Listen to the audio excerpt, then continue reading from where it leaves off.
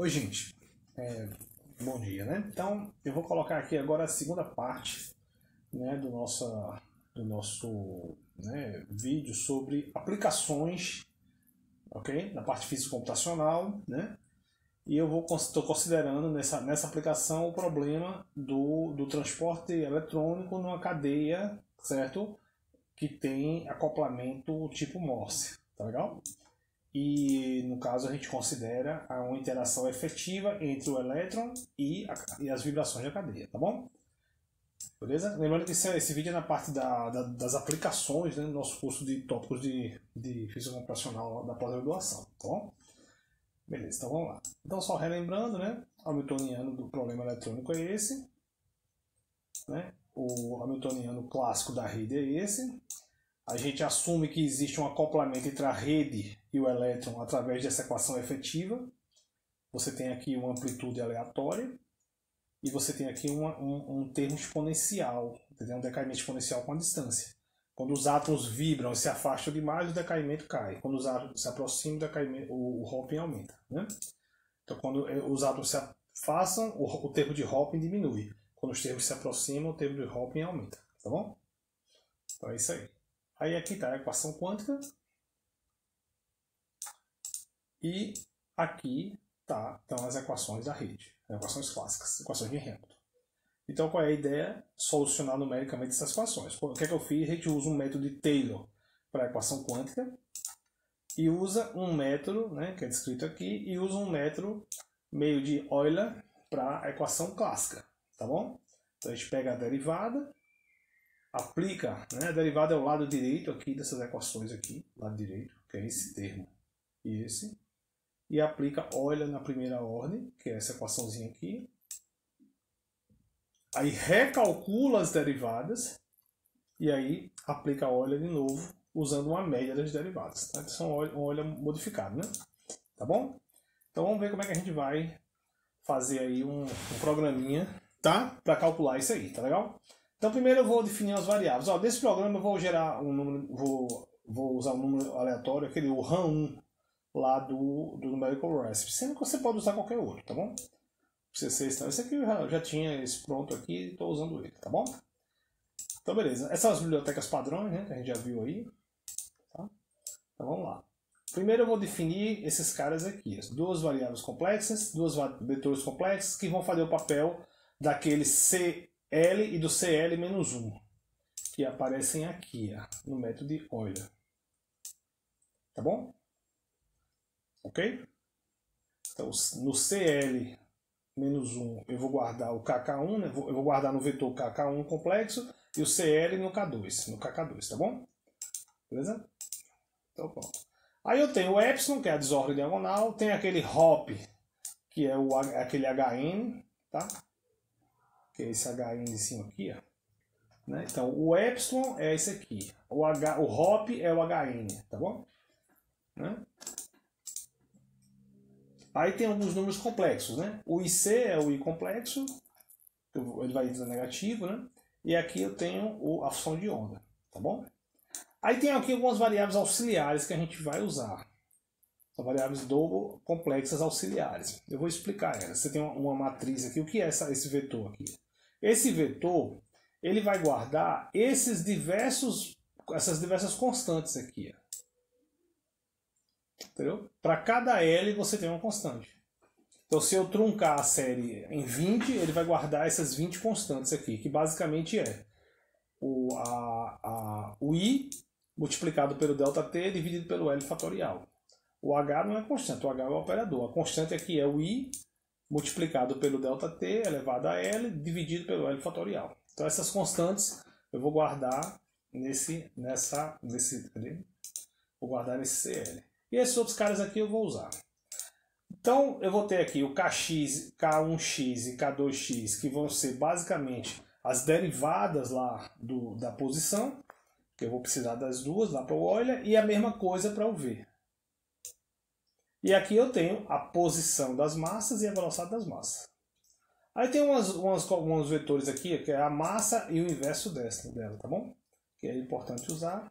E tem aqui esses caras Q1 e Q2, que são as diversas estimativas que eu vou fazer para posição e para velocidade usando Euler de primeira e segunda ordem, tá bom? Pronto, aí vamos lá, né?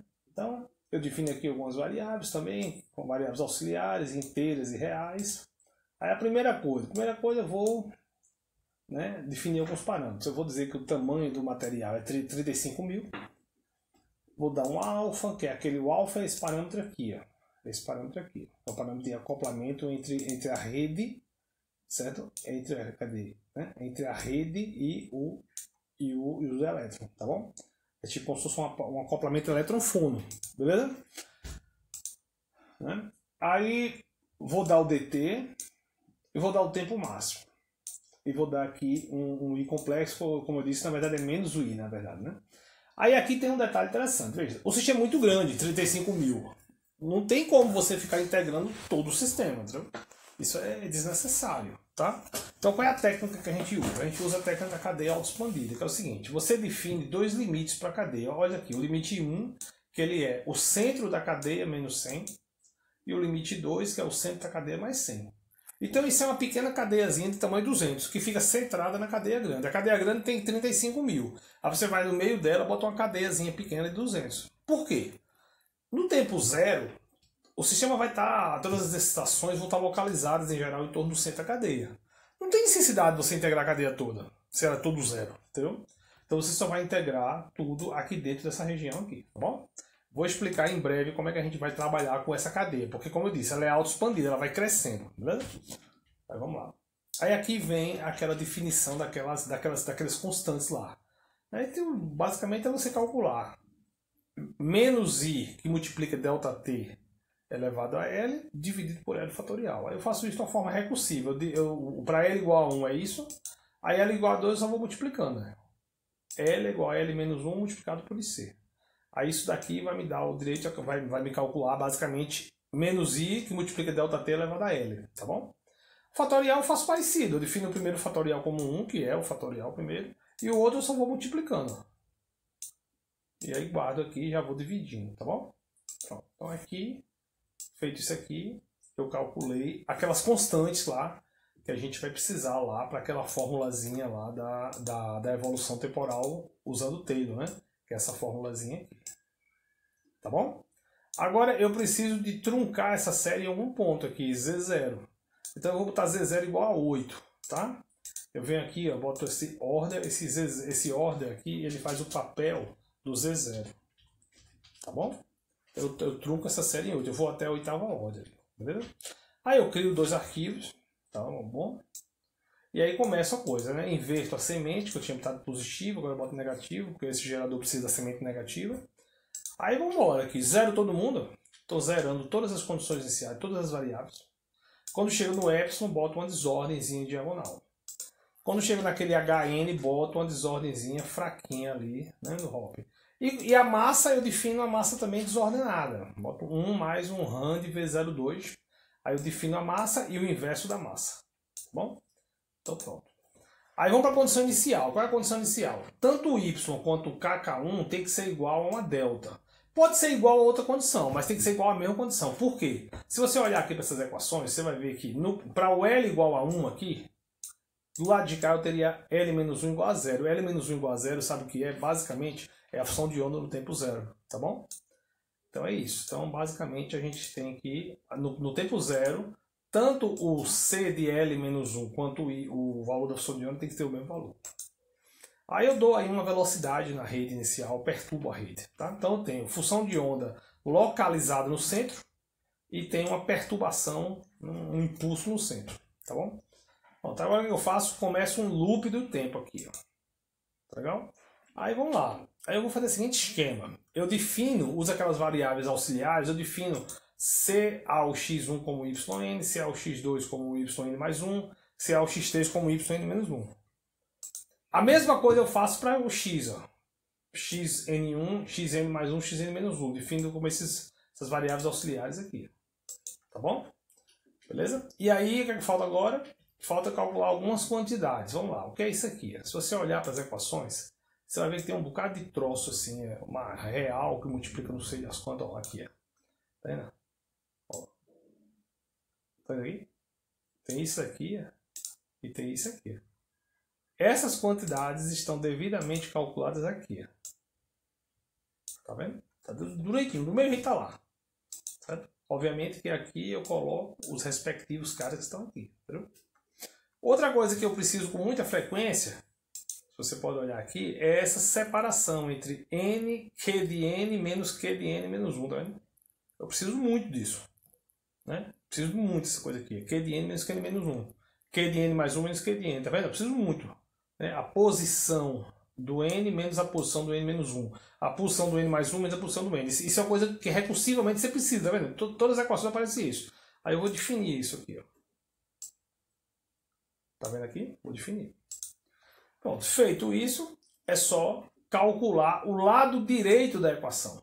Então, esse lado direito aqui da equação, eu escrevo ele todo e guardo nesse KV1. Tá bom? A mesma coisa para a equação de baixo. A equação de baixo, o lado direito dela é só velocidade. Só velocidade. Tá vendo? Pronto. Calculei basicamente o lado direito dessa equação e o lado direito dessa equação. Feito isso, o que é que eu vou fazer? Aplica aquele famoso método de Euler. Faz uma primeira estimativa para a velocidade e para a posição. Então esse cara aqui é a primeira estimativa da posição e a primeira estimativa da velocidade. Tá bom? Pronto. Feito isso, vamos para cá. Fiz uma primeira estimativa, que seria esse cara aqui. Ó. Agora eu venho para essa outra aqui. Ó. Faço uma média das derivadas e faço uma segunda estimativa. Então é isso que eu vou fazer aqui. Ó. Faço uma... Cadê? Opa. Faço uma... Né? Calculo a nova quantidade. Já substituí aqui ó, aquela variável celular, não por x, mas por q. E aplico de novo a fórmula, calculo a nova derivada. Que é a nova derivada? Eu guardo na função 2 aqui. Ó. A nova derivada é isso aqui. Tanto da velocidade quanto da posição. Aí o que eu faço? Aplico a fórmula de correção. A fórmula de correção é essa daqui. Tá vendo? Com aquela média das derivadas. Tá vendo aqui a média das derivadas? Aqui. E a média das derivadas aqui. Pronto, terminou o Euler. Beleza? Agora vamos para o Taylor. O Taylor eu já fiz aí vários vídeos, né? Mesma coisa, defina as variáveis complexas, né? Defina as posições com aqueles auxiliares e escreva as equações, a equação de Taylor. Que é basicamente o termo de Hopf, né? E o termo diagonal. Então, feito isso, eu calculei o CL. Aí eu boto naquela formulazinha ali, que é basicamente aquela constante multiplicado pelo CL. Que é essa formulazinha aqui. A constante multiplicado pelo CL. Compreendeu? Pronto, feito isso, você encontrou quanto é o y. Entendeu? Aí para ficar recursivo, você tem que, né, substituir, né? Fazer C de L, receber C de L menos 1. E aí fica recursivo. Compreendeu? Ou ao contrário, né? C de L menos 1 recebe C de L. Aí a coisa fica recursiva. Então você faz aqui. Ó. Entendeu? Pronto, quando você fizer isso até a ordem que você quer, acabou a integração. Aí é só agora fazer o quê? Ressubstituir. O que era presente recebe o futuro recém-calculado. Tá vendo? E aí vai voltar para o loop inicial e aí o programa fica recursivo. Vai evoluindo no tempo. Pronto, acabou o programa, entendeu? Agora é só calcular as quantidades, né? Aí eu fiz um truquezinho que eu sempre faço aqui, que é o seguinte. Eu não gosto de toda vez que fizer uma integração calcular a quantidade, porque em geral a gente faz uma integração com um ΔT muito pequenininho. Pode ver que eu botei um ΔT da ordem 10 a menos 3, né? 5 vezes 10 a menos 3. Se a cada tempo, meu amigo, eu for calcular as quantidades, vai ficar dado demais no arquivo, entendeu? Aí eu faço um truque bem besta, né? Eu faço um truque assim, né? Primeiro eu vou fazer o controle de borda. Qualquer controle de borda. Lembre que eu estou integrando em uma caixinha pequenininha. Essa caixinha, ela não pode ficar estática, ela tem que ir crescendo. Aí o que eu faço? Eu somo aqui um contadorzinho e digo o seguinte: quando esse contador for superior a um dado número, ou seja, né, eu vou pular algumas integrações. Eu integro. Quando chegou lá na centésima integral, por exemplo, eu entro para testar a borda. Aí eu calculo a borda. O que é a borda? A borda é o módulo ao quadrado da função de onda nas bordas, mais o módulo da vibração nas bordas. Eu quero testar o seguinte: chegou alguma coisa nas bordas I1 e I2, se chegou, aí eu preciso crescer essas bordas. Se chegou alguma coisa em I1, eu tenho que pegar I1 que está aqui e deslocar ele para cá. Se chegou em I2, eu tenho que ir para cá. Entendeu? Em geral, se chegou alguma coisa nas bordas, seja I1 e I2, eu preciso fazer isso com o sistema. Como é que eu faço isso? O I1 eu subtraio 10, o I2 eu subtraio 100, 10. Então o sistema que antes tinha tamanho 200 vai ficar com menos 10 mais 10, 220. Chegou de novo, menos 10 mais 10, 240 e assim vai. Entendeu? Então aqui é o chamado controle de borda. É isso aqui que faz a borda crescer. Né? Feito isso, aí eu venho aqui e faço um cálculo de quantidade física. Eu vou calcular o desvio médio quadrático. Calculo a posição média, basicamente é isso aqui. E calculo o sigma, que é esse aqui. Outra coisa que eu gosto de calcular é a norma, para saber se a minha integração está acessível. O que é a norma? É o somatório de módulo ao quadrado da função de onda. Tá aqui. E outra coisa que é bom também calcular, só para testar novamente, é a borda, para saber quanto é que está o valor da função de onda na borda, né? Para ver se você não está tendo algum efeito de reflexão. Aí eu escrevo num arquivo tudo isso. Tempo, o desvio médio quadrático, raiz dele, né? 1 menos a norma. 1 menos a norma, gente, tem que dar 0. Porque a norma da função de onda tem que dar 1, pô. Né? 1 menos a norma, que seria 1, tem que dar 0. Então, esse número aqui que eu estou marcando aqui, ele tem que dar algo em torno de 0. Claro que não vai dar 0. Tradicionalmente, dá algo da ordem de 10 a menos 10, 10 a menos 11, entendeu?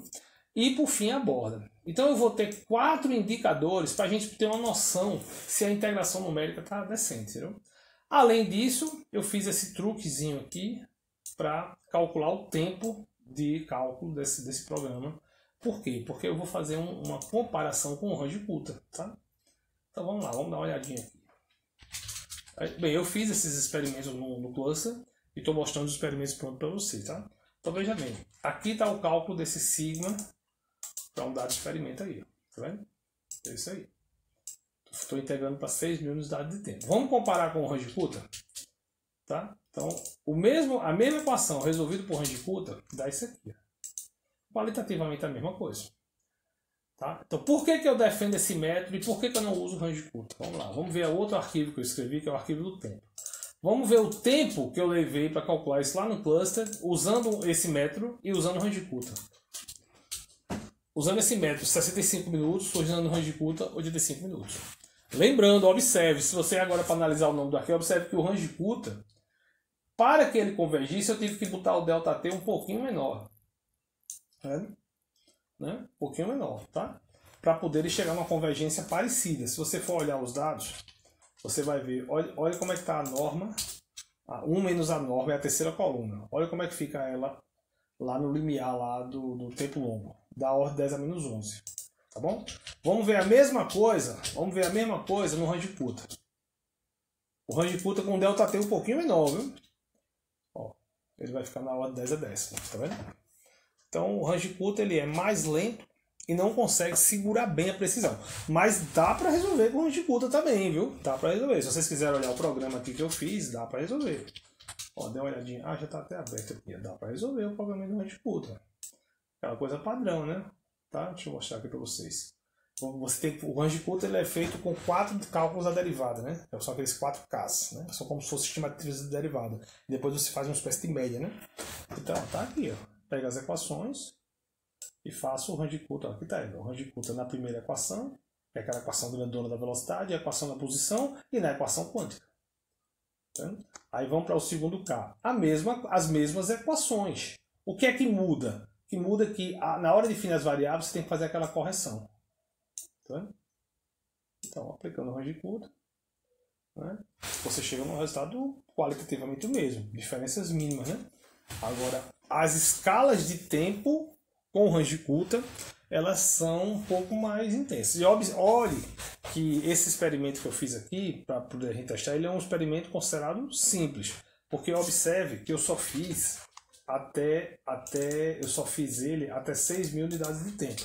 Se você tiver um cuidadozinho de pegar a tese de Messias, ao longo do meu doutorado, ou outras teses minhas aí, onde esse tipo de cálculo foi feito, você vai ver que a gente faz para 10.000, 20.000, 30.000, né?